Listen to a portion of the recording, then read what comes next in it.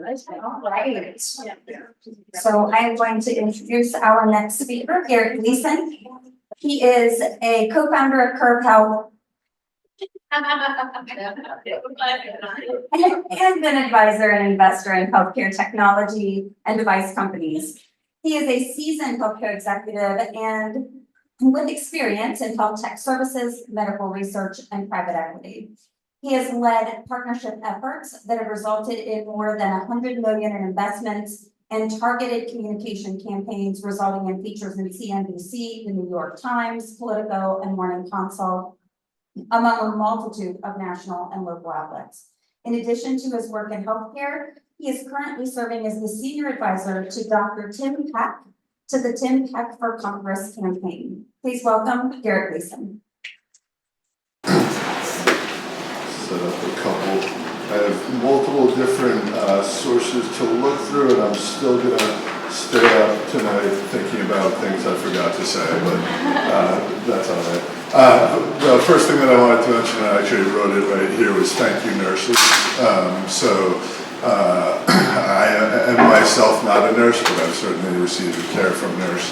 I have family members who are nurses, and I think, as I'm sure you're all more acutely aware, nurses are the most under-recognized resource that we have in healthcare, and certainly don't get thanked enough. So thank you for that. I'm going to talk about problems in long-term care and skilled nursing facilities. My background is heavy in health tech and healthcare. This is interesting. The format is a little bit janky because I did it on my iPad. My background, I was at Call 9, which was the predecessor company to my current company, Curve Health. Curve Health was so named because Call 9 was ahead of the curve. We built on the technology from the Call 9 days at Curve. Additionally, I've worked at in the nonprofit world, the Gleeson Club Research Foundation, which is an equine medical research foundation, and the Children's Tumor Foundation. And I mention all of that because I've done a fair amount of work through those companies in government relations. Spent a lot of time advancing the RUSH Act, the Reducing Unnecessary Senior Hospitalizations Act on Capitol Hill. My business partner and I met with over 200 House reps and senators, testified before Congress, and got that bill introduced to reduce hospitalizations from nursing homes and capture the cost savings generated from that. We also spent a lot of time advancing the Chronic Care Act, which introduced reimbursement for telemedicine and telestroke and ERSD, ESRD, please, pardon me. And then I spent a lot of time with the Children's Tumor Foundation advancing the congressionally directed medical research programs for neurofibromatosis, which is the disorder that CTF works to cure.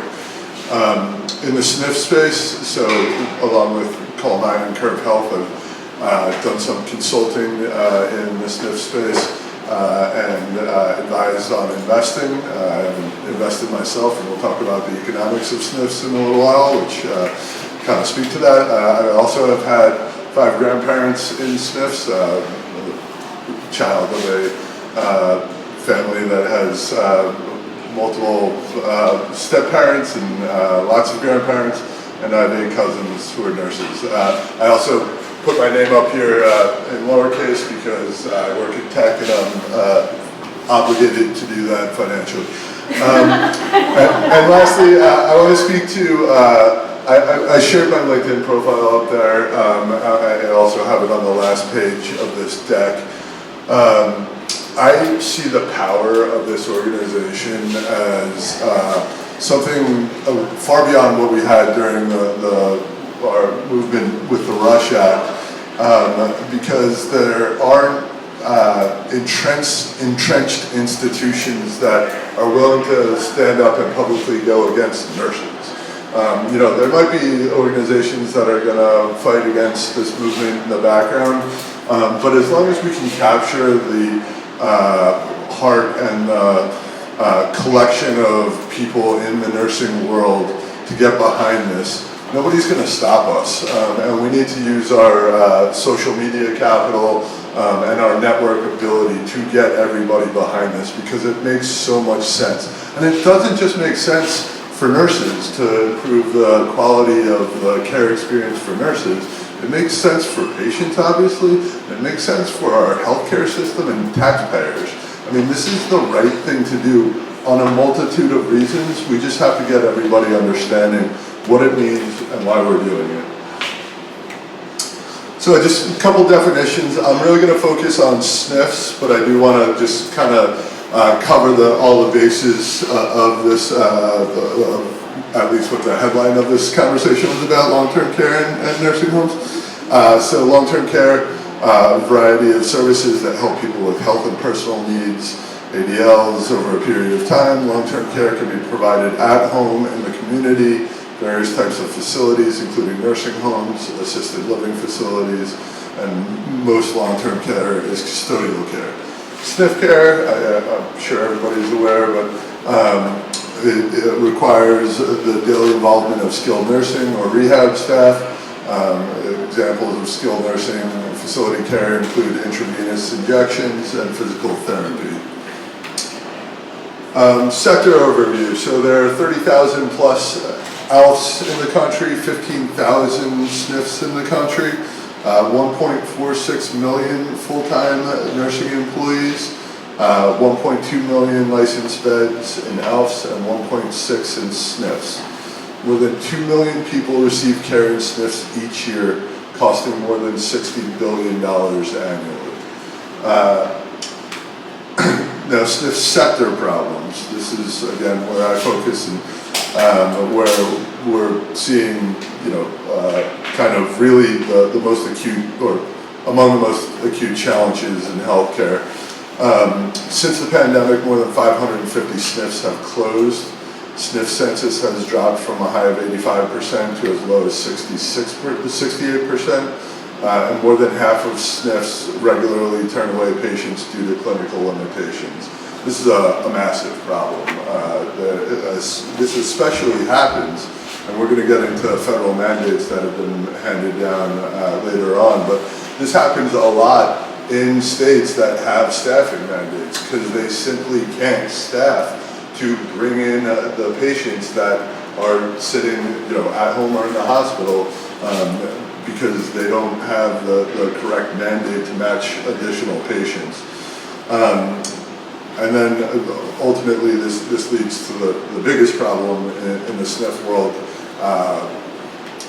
I guess it's hard to say the biggest problem in the SNF world. I'd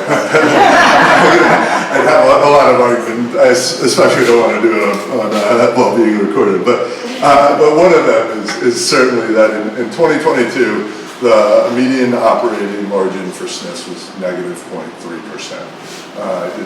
You're going to have a lot of problems running a business when your operating margin is negative. We're going to see even more problems arise as staffing mandates are implemented. So that's kind of the sector problems. Care problems. Nursing care hours have declined by 9% since 2015 to 3.77 hours a day. 22% of SNF patients are readmitted to the hospital within 30 days. It's been shown that this can be reduced by greater nurse staffing. I also work in technology in which we enable greater access to remote providers, both nurses and physicians, which helps reduce visits to readmits to the hospital. And CMS themselves says that 2/3 of those hospital transfers are avoidable. That leads to as much as $40 billion spent every year on transfers to the hospital that are not only unnecessary, but are often harmful to the patients. So when we think about reimbursement, when I think about reimbursement for nurses, if we remove them as a cost center to nursing homes and we make it such that they're revenue generative, the nursing homes are staffing up their nurses, they're avoiding hospitalization, and we're saving billions of dollars by avoiding these hospitalizations. So when we talk about this, this is a net benefit and a net positive to the economics of healthcare in a very significant way. And not only is it otherwise the right thing to do. SNF staffing problems. 89% of SNFs are actively trying to hire an RN. SNFs lost 15.2% of their workforce in the years following the pandemic, and 24% of SNFs have closed the unit, wing, or floor due to labor shortages, and 21% are actively downsizing. These are all recent stats from the AHCA. And the recent workforce study, so I heard earlier some discussion around violence in the workplace.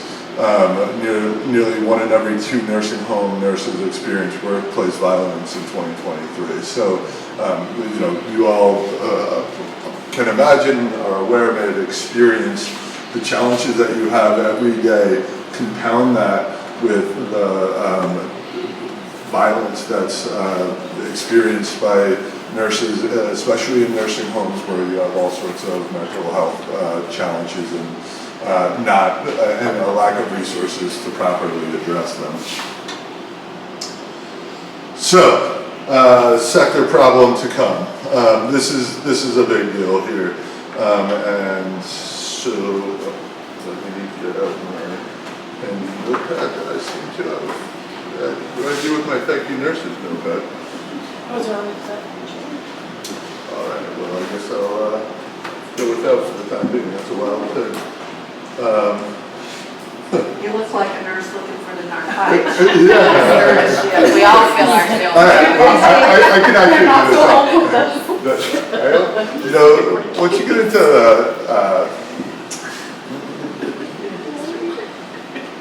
so many pockets, this is possible. Here we are. Sorry about that. A couple things. So with the problems. So in April of this year, CMS handed down the final rule on nursing home staffing. It's set to go into effect it starts to take effect in May of 2026. And the big one that I see as potentially crippling to thousands of nursing homes is increasing RN staffing from 8 hours to 24 hours. Nursing homes, as we say, operated in negative operating margins in 2022. All of a sudden, if you're going to 3x one of their biggest costs, that's a big problem and a big challenge that is going to lead to nursing homes, particularly in rural areas, particularly in areas that lack access, to going out of business. This is, in my opinion, a very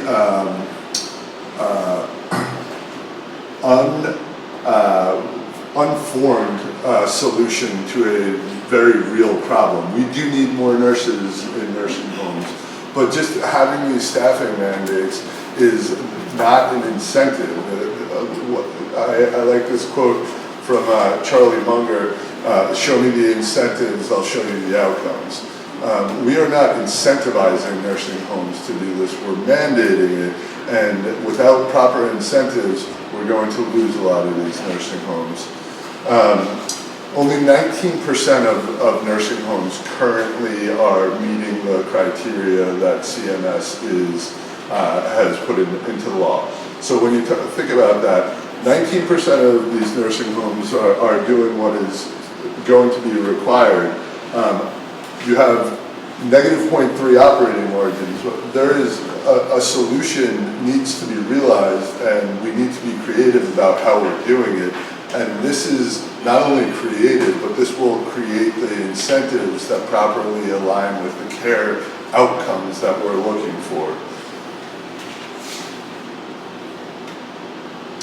So the solution, current. SNF nurses, like nurses in other settings, are bundled into the day rate paid to SNFs, creating a disincentive to staff beyond the minimum requirement because nurses are a cost center under this model. This leads to overtaxed nurses, undercared for patients, and massive costs incurred when patients are transferred to the hospital for conditions that could and should be treated in SNFs. I'm sure every nurse here has seen patients in the hospital that they're like, why is this patient with a UTI and fever here, having to suffer through the trauma of an ambulance transfer to the ED, and according to our numbers, 53% have dementia. The rest are almost invariably suffering from delirium by the time that they go through that trauma. So they can't communicate to the nurses what's going on with them. Doctor ends up ordering every test under the sun. Patient sits in the hallway, they get dry, they get bed sores, and almost inevitably they're admitted into the hospital, and we incur $15,000 to $30,000 in costs for that patient who could have been treated in the nursing home, saving that money and having better outcomes for that patient. That is not the way that things should be done. It's not the way that anybody wants them done. The families, the patients, the providers. It's just a problem that there is a solution for. Nurse reimbursement is a thread that we can pull. So when I think about societal problems, I always think about what is the thread that you can pull that will fundamentally change what's going on. I think about it with the challenges that we have with our justice system, and I think about how can we fundamentally change the misalignment of how brown and black people have much greater incarceration rates, and what can you do that would fundamentally change that and change society more broadly for a positive impact.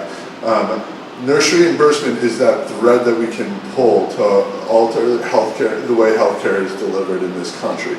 Empowering nurses as revenue generative will properly incentivize SNFs to staff to levels commensurate with their patient population and acuity.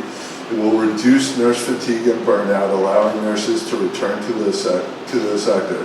We've seen massive burnout and massive nurses leaving the nursing home world, and it will drive massive savings via avoided hospitalizations and superior care.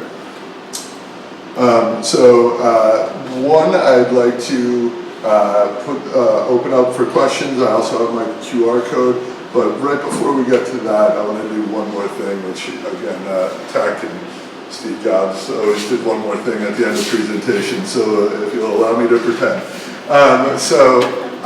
It's always funny when men in any settings are like, as a father of daughters, or as, they had never thought of the experience of what it might be like to be a woman, or just in general thought about empathy or justice until they had a daughter. But that said, I do have 3 sisters. I have a mother, I have 4 aunts, and I think that I would hope that I would have a justice-oriented approach regardless, but they certainly have taught me many things, so perhaps they taught me that as well.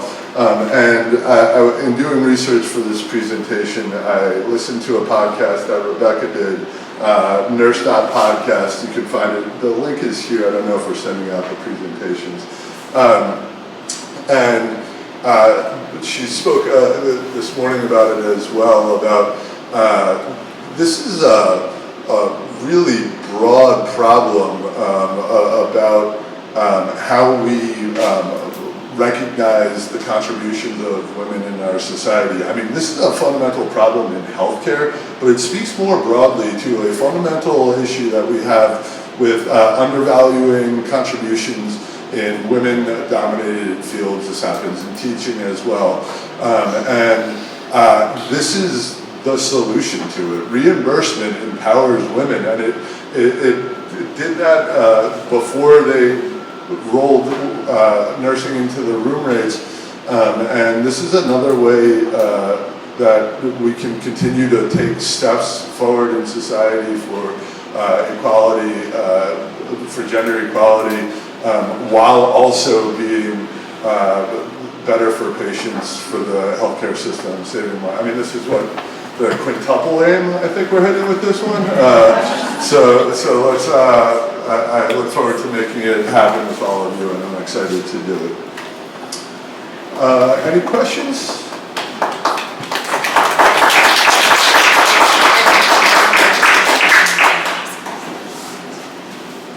Garrett, thank you for that. So what I love about the commission is that we have a lot of commissioners who have slightly different views on why we're solving this problem. One thing I would just like to clarify in some of your numbers is that currently 80% of all nursing homes are owned by for-profit organizations. Those 19% who are actually meeting the regulations are all nonprofits. So the question also I think that we need to unpack here is the amount of what the for-profitization of healthcare and what this actually means when it comes to outcomes. So I do think that a reimbursement model around nursing within long-term care is absolutely needed. We know that that workforce is turning over. We know as nurses that most of us joke that to go work in long-term care is like going there to die. So most nurses don't choose this profession. But however, I do think that there are some issues fundamentally with the for-profitization of healthcare, specifically in the long-term care market, that the model that is shown shows that the nonprofits are in compliance with these regulations, but the root truth is that there is greater issues here, and we are going to have to fundamentally deal with that workforce going forward. However, you guys are going to find that on this commission, even Sharon and I see the world very differently. Many of us see the world very differently, but somehow this solution has unified us on figuring out how to save the future of nursing and healthcare. But I just wanted to point that out here because I think it's an important fundamental fact that should be addressed with regarding the SNF long-term care and why these mandates were put into place. Yeah, so I appreciate that, and to share a little bit more about my background. So mostly health tech. I have done some advising in the private equity world. I do think that that's a problem for sure, and I by no means a fan of private equity, but it exists, of course, and it's an element in our world. And I suppose sometimes it serves good, but it certainly has led to challenges in the nursing home world. And I think that at the end of the day, what we need to do is create the incentive universe that properly leads to better outcomes, better nurse care experience. I was speaking with Nina earlier today in the audience, and we were talking about nurses having to scramble and do extra things to hit the value-based payment incentive. And it's like, it's a value-based payment incentive, but that incentive doesn't flow down to the nurses. So what is it? Well, it's a misnomer that nurses have to work towards this incentive that they don't see any incentive from. So it's all about creating incentives that create the best healthcare outcomes. Thanks, Garrett. And this may be a question better for the happy hour afterwards, but I'll do that. we know that we don't have enough bed capacity for SNFs or patients that are trapped in hospitals because there's no place for them to go. And if we were to tell any other industry in the country at all that there's a need, that the existing players aren't meeting the need, and there's excess capacity, or there's insufficient capacity, right? Every other industry would say that that is an opportunity for large-scale investment from new services.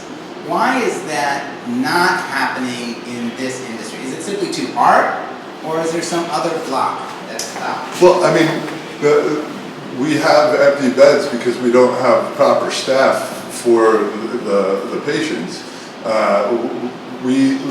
Nursing homes are they are staffed to the minimums, generally speaking. And they can't staff up because we have problems hiring, right? So 89% of nursing homes are looking to add staff, but they can't hire them, and they aren't staffing to those minimums because they are not properly incentivized to staff more. So we just there are plenty of open beds in this country, nursing home beds in this country. They just can't be filled because regulations don't allow for it. In fact, the care would be suboptimal, but vastly more suboptimal than it presently is because we don't have staff for it. And we can invest with, you know, when you're operating at negative 0.3 margins, you can invest in building up. Now, private equity is investing, but they're not doing it a lot of that is a real estate play. And so they're not doing it because of the incentives that healthcare payments create, right? So what we need to do is create a healthcare payment system that incentivizes more investment into the sector and not just private equity coming in for real estate and stripping out all the services and elements that drive better care. Thank you very much.